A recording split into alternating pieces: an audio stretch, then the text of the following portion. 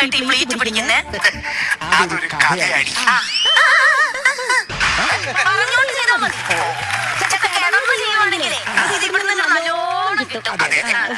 ഞാന് കോളേജിൽ പഠിക്കുന്ന സമയം റീന എന്ന് പറഞ്ഞൊരു പെൺകൊച്ച് കാണാൻ രസമുണ്ട്. നമ്മൾ ഈ പെൺകൊച്ചുങ്ങളൊന്നും അത്ര ശ്രദ്ധിക്കത്തില്ലല്ലോ.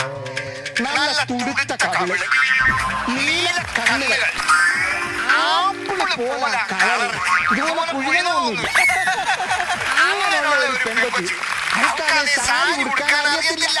അപ്പൊ എന്നോട് പറഞ്ഞ് ഒന്ന് പഠിപ്പിക്കാൻ. ഞാനാണ് അവളെ